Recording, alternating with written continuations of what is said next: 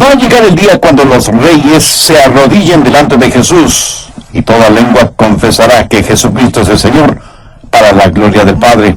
Busque en su Biblia Romanos 8. Después de un momento leeremos los versos 18 y 19. Antes de eso quiero hacerle una pregunta. ¿Sabe usted lo que es el dolor, el sufrimiento, la pena, la desilusión, el temor, la frustración y la confusión? Si todavía no lo sabe, solo espere. Solo espere.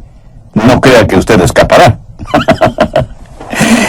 Esta época en la cual vivimos está llena de enfermedades, guerras, odios, huelgas, dolor y confusión. Y parece que el hombre no puede hacer nada al respecto. Anhelamos mejores días y los días se vuelven peores. Los sueños dorados de los seres humanos se oxidan. El ansiado millennium se ha convertido en un pandemonium. ¿Qué tiene la Biblia que decir acerca de todo esto? Bien, veamos Romanos 8, versos 18 y 19. El apóstol ha estado pensando y dice: pues tengo por cierto que las aflicciones del tiempo presente no son comparables con la gloria venidera que en nosotros ha de manifestarse, porque el anhelo ardiente de la creación es el aguardar la manifestación de los hijos de Dios. Hay algunas cosas que debemos poner en perspectiva, porque si no lo hacemos así estaremos en problemas. Usted puede dudar o hasta puede volverse un rebelde. Cuando la tragedia lo alcance y las cosas no salen de la forma en que usted pensaba, cuando esa persona tan querida por usted está siendo consumida por una terrible enfermedad, a lo mejor usted levanta su puño contra Dios en desafiadora rebelión, acusando a Dios de ser injusto y falto de amor. O en vez de estar lleno de rebelión, a lo mejor está lleno de dudas y dice: ¿en dónde está Dios? ¿No tiene ningún poder para hacer algo al respecto? ¿O tiene el poder pero en realidad no le importamos nada? ¿O es que en verdad Dios no existe? Bueno, seamos honestos. Muchas personas están enfrentando esa clase de preguntas y nosotros a la vez debemos preguntarnos: ¿cómo podemos manejar esta situación? Bien, el apóstol Pablo enfrenta una situación parecida y por inspiración divina nos dice: pues tengo por cierto que las aflicciones del tiempo presente no son comparables con la gloria venidera que en nosotros ha de manifestarse. En el original, Pablo usa una expresión contable: deber y haber, ingresos y egresos. Aquí está el sufrimiento, acá está la gloria. Pablo está diciendo: mi balance no está en rojo, está en negro. Si a usted no le importa marcar su Biblia, me gustaría que subraye 3 palabras. Mire el verso 21. Porque también la creación misma será liberada de la esclavitud de corrupción. Subraye la palabra esclavitud. La segunda parte del verso 21 dice: a la libertad gloriosa de los hijos de Dios. Subraye la palabra libertad. Veamos ahora el verso 24. Porque en esperanza fuimos salvos. Pero la esperanza que se ve no es esperanza, porque lo que alguno ve, hay que esperarlo. Subraye la palabra esperanza. Ahora ponga esas 3 palabras en su corazón y en su mente: esclavitud, libertad y esperanza. Y entonces usted entenderá acerca del sufrimiento, aprenderá acerca del sufrimiento y descubrirá por qué encima de circunstancias adversas está Dios. Y Dios es un Dios bueno. Veamos el significado de esclavitud. La esclavitud tiene que ver con la maldición del pasado. Mire a su alrededor. Hay algo desesperadamente malo en el mundo. ¿Qué es? Es la maldición que pesa sobre nuestro mundo. El versículo 20 dice: porque la creación fue sujeta a vanidad, no por su propia voluntad, sino por causa del que la sujetó en esperanza. Aquí, al decir la creación, se refiere a todo lo que Dios creó. Y la palabra vanidad hace referencia a todo aquello que es inútil, frívolo, sin sentido. Y en el verso 21 leemos: porque también la creación misma será libertada de la esclavitud de corrupción. ¿Qué es la esclavitud de corrupción y cómo se originó? ¿Qué es lo que ocasiona toda esta confusión, enfermedades, guerras, disensiones y sufrimientos? ¿Por qué las tenemos? Porque hay una maldición sobre la raza humana a causa del pecado.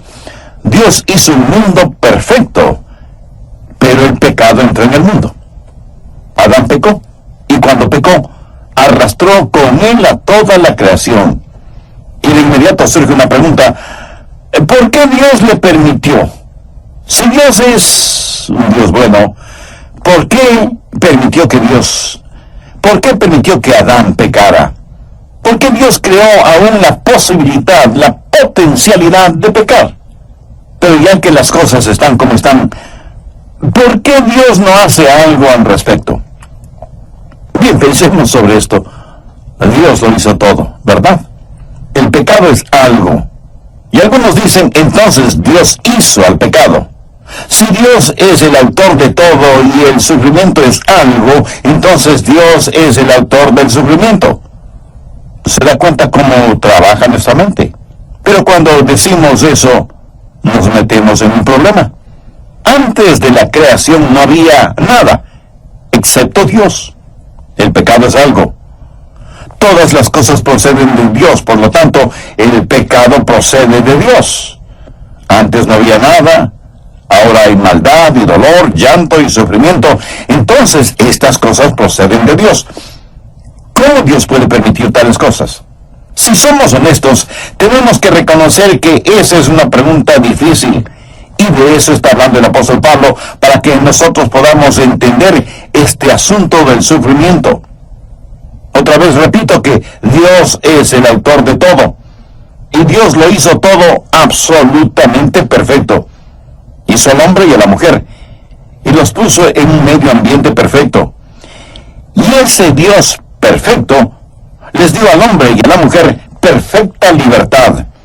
El Dios perfecto hizo a la pareja perfecta, la puso en el lugar perfecto y les dio perfecta libertad. Extraordinario, ¿no le parece? Ahora, ¿por qué Dios hizo al hombre perfectamente libre? ¿Cuál es el más alto y más grande, el supremo bien?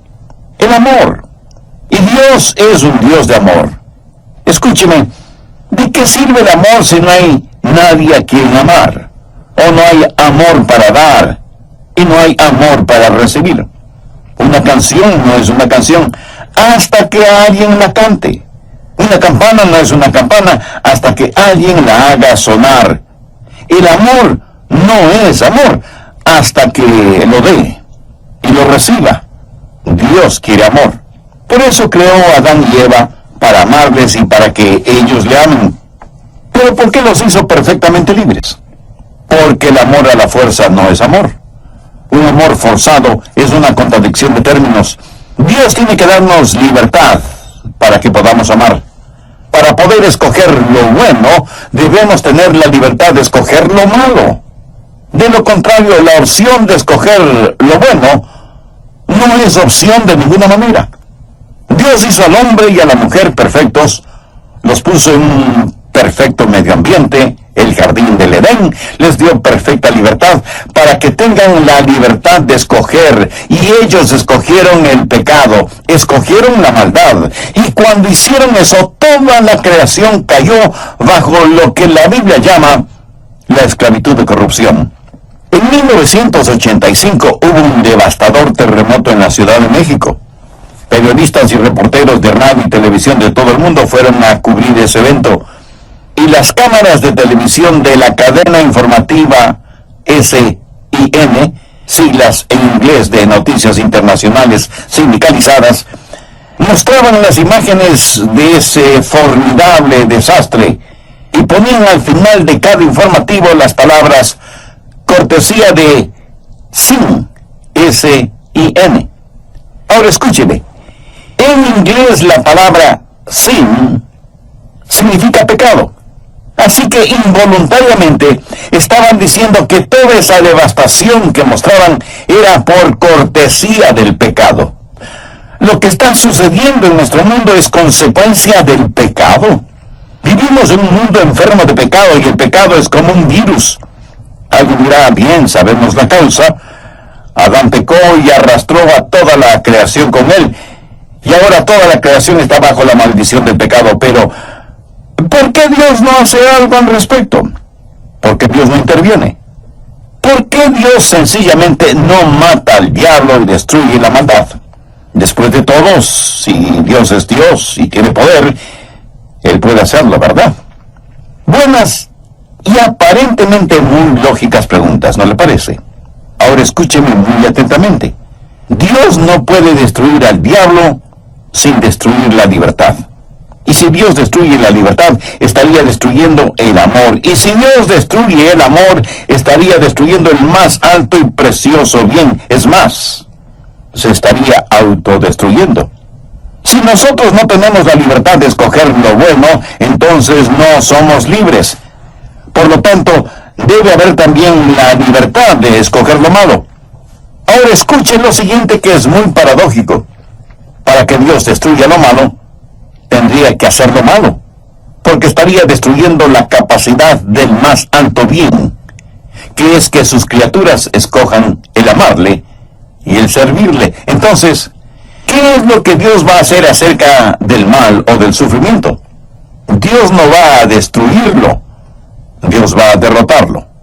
Hubo dos jardines: el jardín del Edén, en donde estuvo el primer Adán, y el jardín de Getsemaní, en donde estuvo el segundo Adán. Y el Señor Jesús, el mismísimo Hijo de Dios, puso el pecado sobre sí mismo y lo llevó hasta la cruz. Y en esa cruz murió por causa del pecado suyo y del pecado mío. Por lo tanto, Dios, por medio de Cristo y de su gracia maravillosa, triunfará sobre todo. Recuerden que estamos hablando de la esclavitud, la maldición del pecado. Cuando Adán pecó, arrastró a toda la creación con él.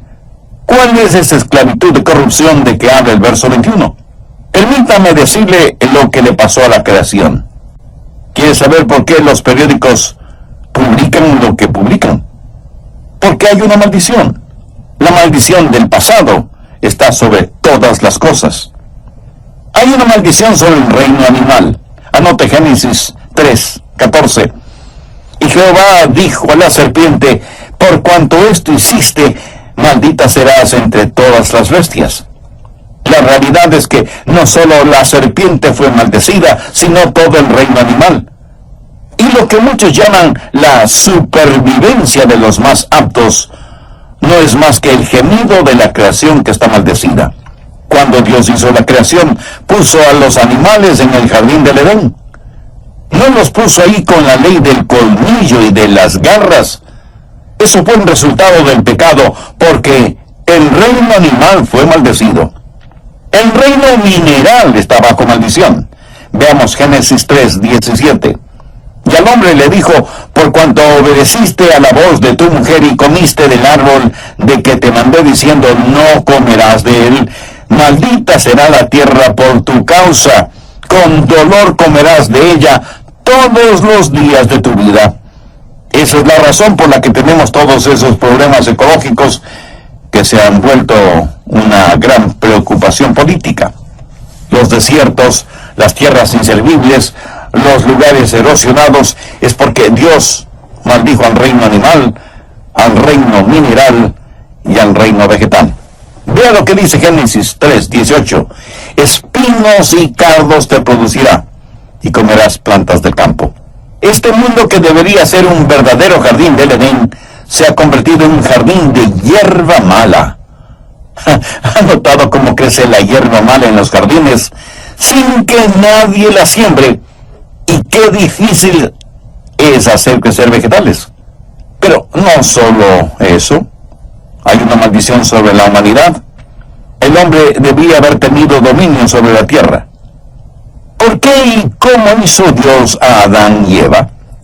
Génesis 1:26 tiene la respuesta. Entonces dijo Dios: hagamos al hombre a nuestra imagen, conforme a nuestra semejanza, y señoree en los peces del mar, en las aves de los cielos, en las bestias, en toda la tierra, y en todo animal que se arrastra sobre la tierra. Pero el hombre, en verdad, no tiene dominio sobre la tierra. ¿Por qué? Por culpa del pecado. El hombre es moralmente depravado. Su mente, como la tierra, es un jardín de hierbas malas. Su imaginación es malvada. Mire las revistas que se venden por todas partes. Pura basura pornográfica y barata. emocionalmente perturbado. La psicosis y las neurosis son una realidad porque hay pecado en la vida del hombre. El ser humano está moralmente depravado, emocionalmente perturbado y físicamente contaminado. ¿Por qué nuestros cuerpos se van acabando? Veamos lo que dice Romanos 5:12. Por tanto, como el pecado entró en el mundo por un hombre, y por el pecado la muerte, su fuente genética está contaminada. La semilla de la muerte está en usted. Usted está muriendo. Yo estoy muriendo. Todos tenemos una enfermedad fatal y terminal, la muerte, que es causada por el pecado. Y nadie, escúcheme bien, absolutamente nadie escapará de la muerte. Volvamos a Romanos 8, verso 23. Y no solo ella, sino que también nosotros mismos que tenemos las primicias del Espíritu, nosotros también gemimos dentro de nosotros mismos, esperando la adopción, la redención de nuestro cuerpo. Mi espíritu ya es salvo, pero mi cuerpo no todavía. Aún no está redimido. Lo mismo sucede con usted. Estamos esperando la redención de nuestros cuerpos, pero ya tengo las primicias del Espíritu en mi corazón. Cuando recibí al Señor Jesucristo como mi Salvador y Señor en forma personal, el Espíritu Santo vino a morar en mí, pero yo vivo en un cuerpo que gime exactamente como usted. Por favor, busque Romanos 8, versos del 21 al 23. Porque también la creación misma será libertada de la esclavitud de corrupción y la libertad gloriosa de los hijos de Dios. Porque sabemos que toda la creación gime a una, y a una está con dolores de parto hasta ahora. Y no solo ella, sino que también nosotros mismos, que tenemos las primicias del Espíritu, nosotros también gemimos dentro de nosotros mismos, esperando la adopción, la redención de nuestro cuerpo. Hay un mejor día que se aproxima. Toda la creación gime y suspira, y está abrumada con dolor y angustia. El tratar de salvar a este mundo con programas ecológicos o medidas políticas es como tratar de arreglar las sillas en la cubierta del Titanic mientras el barco se hunde. Pero cuando Jesús regrese va a cambiar todo. Y esta creación está esperando con los brazos extendidos la segunda venida de Cristo. La Biblia dice que cuando Jesús regrese, los árboles del campo aplaudirán. Y la tierra estará llena del conocimiento de Dios como las aguas cubren la mar. Cuando Jesús regrese, habrá cambios en el reino animal. Anote Isaías 11, del 6 al 11. Morará el lobo con el cordero, y el leopardo con el cabrito se acostará. El becerro y el león y la bestia doméstica andarán juntos, y un niño los pastoreará. La vaca y la osa pasarán, sus crías se echarán juntas, y el león como el buey comerán paja. Y el niño de pecho jugará sobre la cueva del áspid, y el recién destetado extenderá su mano sobre la caverna de la víbora. No harán mal, ni dañarán en todo mi santo monte, porque la tierra será llena del conocimiento de Jehová, como las aguas cubren el mar. El reino animal será cambiado, así como el reino mineral. Anota Isaías 35:1. Se alegrará en el desierto y la soledad. El yermo se gozará, y florecerá como la rosa. El reino vegetal también será cambiado, de acuerdo a lo que nos dice Isaías 55, los versos 12 y 13. Porque con alegría saldréis, y con paz seréis vueltos. Los montes y los collados levantarán canción delante de vosotros, y todos los árboles del campo darán palmadas de aplauso. En lugar de la zarza crecerá ciprés, y en lugar de la ortiga crecerá rayán, y será Jehová por nombre, por señal eterna, que nunca será raída. Y el reino humano también será cambiado. Nuestros cuerpos van a ser redimidos. De acuerdo a lo que dice Romanos 8:23, estamos esperando por la redención de nuestros cuerpos. El doctor Vance Havner solía decir, usted no será llevado al cielo como que si fuera un montón de hierro viejo. Usted va a tener un cuerpo como el glorioso cuerpo de Cristo. Por eso es que Romanos 8:18 dice, pues tengo por cierto que las aflicciones del tiempo presente no son comparables con la gloria venidera que en nosotros ha de manifestarse. Porque vamos a ser como Jesús. Por esa razón el salmista dijo, estaré satisfecho cuando despierte a tu semejanza. Y este gran y querido Dios que nos ha redimido va a transformar cada gemido en una aleluya, y cada lágrima en una perla, y cada calvario en una pascua, y cada puesta de sol en una salida de sol, cuando Jesús regrese. Bien, recuerda cuáles fueron las palabras que le pedí subrayar en su Biblia en el programa anterior. La primera fue esclavitud, la segunda palabra fue libertad, y la tercera palabra fue esperanza. Ahora ponga atención. Primero, la maldición del pecado, o sea, esclavitud. Segundo, la conquista de mañana, o sea, libertad. Y tercero, la consolación presente, o sea, esperanza. Recuerde que los gemidos que soportamos son temporales y que la gloria que esperamos es eterna. Por eso el apóstol Pablo dijo, pues tengo por cierto que las aflicciones del tiempo presente no son comparables con la gloria venidera que en nosotros ha de manifestarse.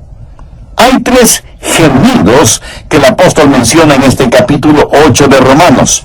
Verso 22 dice, porque sabemos que toda la creación gime a una y está con dolores de parto hasta ahora. Todo lo que Dios creó está lleno de dolor a causa del pecado. Hay un gemir en toda la creación, pero también hay un gemir por parte del creyente. En el verso 23 leemos, y no solo ella, sino también nosotros mismos, que tenemos las primicias del Espíritu, nosotros también gemimos dentro de nosotros mismos. El gemir de la creación, el gemir de los creyentes, y en el verso 26 encontramos el otro gemir. Y de igual manera el Espíritu nos ayuda en nuestra debilidad. El Espíritu mismo intercede por nosotros con gemidos indecibles. El gemido de la creación, porque toda la creación está bajo maldición. El gemido del creyente, porque a pesar de ser creyente, eso no le inmuniza contra el sufrimiento. Nuestros cuerpos aún no están redimidos, y aunque tenemos las primicias del Espíritu, todavía gemimos. Y el gemido del Consolador, el Espíritu Santo, quien está ahí con nosotros, es como si fuera el médico de la familia, junto a nuestra cama. Jesús se refirió al Espíritu Santo como el Consolador. Eso significa que es alguien que está al lado nuestro para ayudarnos. Sí, nosotros sabemos lo que es el sufrimiento, sabemos lo que es el dolor y la pena. Pero eso no es el final de la historia, sino, pues tengo por cierto que las aflicciones del tiempo presente no son comparables con la gloria venidera que en nosotros ha de manifestarse. Los gemidos que soportamos son temporales. Note lo que Pablo dice, las aflicciones del tiempo presente. O sea, los sufrimientos, las penas, las enfermedades, las dificultades económicas, todo lo que forman las aflicciones del tiempo presente son temporales. Pero el Espíritu Santo conoce nuestras enfermedades, dolencias y dificultades y gime e intercede por nosotros con gemidos indecibles. Esto quiere decir con palabras y sentimientos que solo Él puede expresar. Todo lo que estamos sufriendo es temporal. La gloria que esperamos es eterna. Volvamos ahora a Romanos 8:28. Este es uno de mis versículos favoritos, y estoy seguro que para muchos de ustedes creyentes en el Señor Jesucristo también será su versículo preferido. Y sabemos que a los que aman a Dios, todas las cosas les ayudan a bien, esto es, a los que conforme a su propósito son llamados. Pero también quiero que note el extraordinario contenido del verso 29.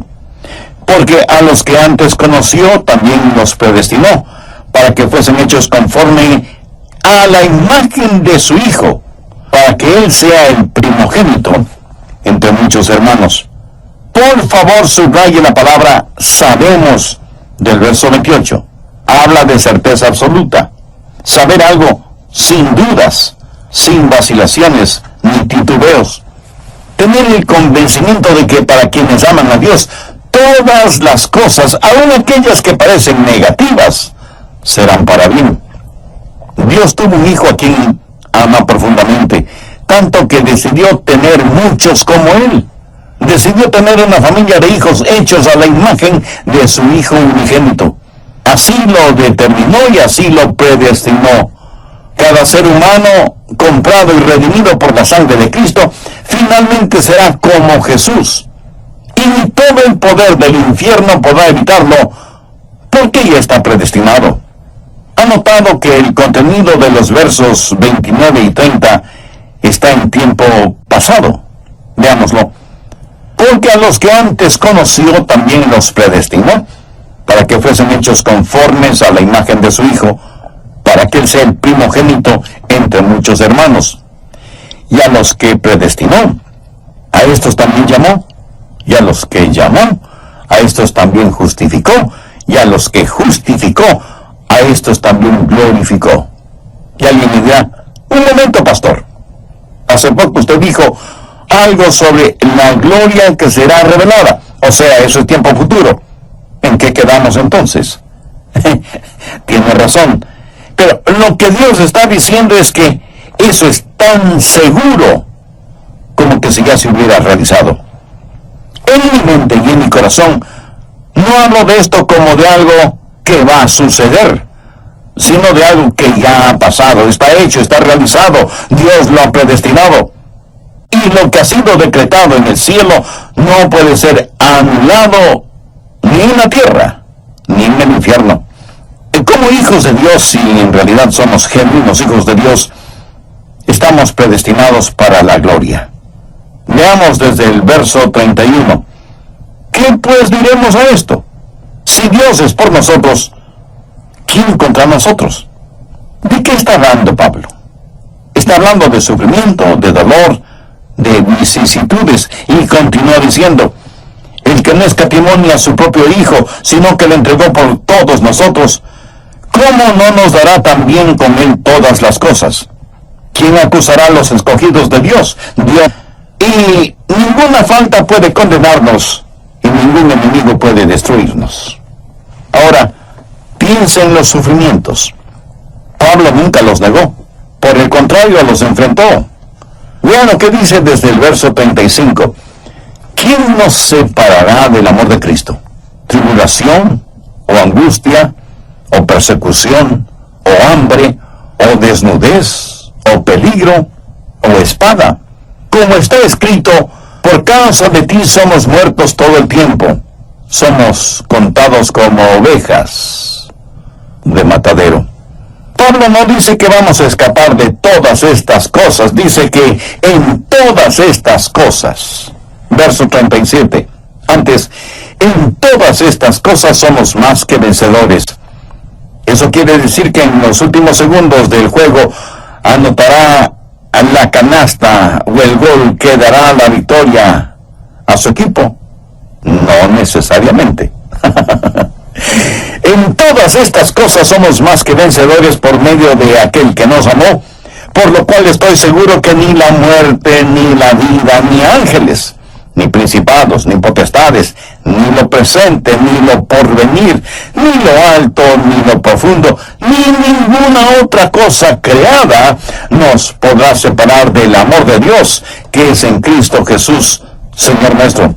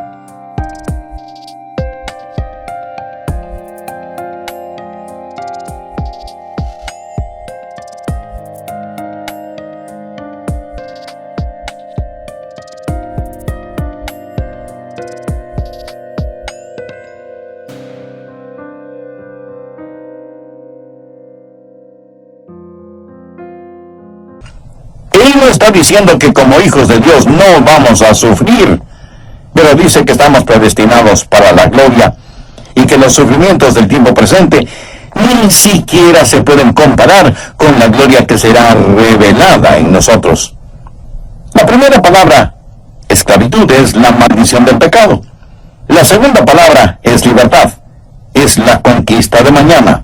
La tercera palabra es esperanza, es el consuelo presente. Nosotros sabemos que nada nos puede separar del gran amor de Dios. ¿No se siente feliz de ser salvo? ¡Aleluya! Amigas y amigos que me están escuchando, creo que este es el momento en que usted debe tener las cuentas claras con Dios. Estoy seguro que entre los miles de personas que oyen este programa, alguien habrá que quiera recibir a Cristo en el corazón y tenerlo como Salvador y Señor. Y es mi divina responsabilidad el decirle que usted es pecador por naturaleza, por nacimiento, por práctica y por voluntad. Usted ha quebrantado las leyes de Dios y ese Dios santo y justo juzgará su pecado. Si usted muere sin ser salvo, enfrentará una eternidad en el infierno, separado de Dios. Ahora, sé que lo que estoy diciendo no es agradable para muchos seres humanos, pero no por eso deja de ser la verdad. Tengo el compromiso sagrado delante de Dios de darle a conocer a usted todo el consejo de Dios. Y si bien es cierto que Dios es un Dios de amor, jamás debemos olvidar que también es un Dios de justicia. La palabra de Dios no es primordialmente para que se sienta bien y cómodo en su vida espiritual. Es más bien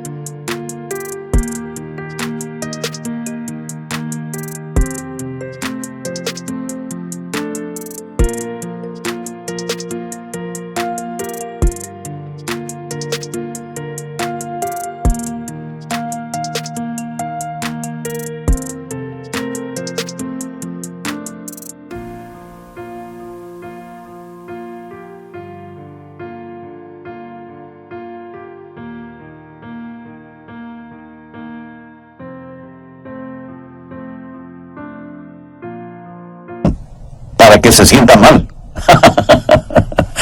Porque solo cuando el Espíritu Santo nos incomoda espiritualmente y nos convence de nuestro pecado, estamos más sensibles a la voz y a las demandas de Dios en nuestras vidas.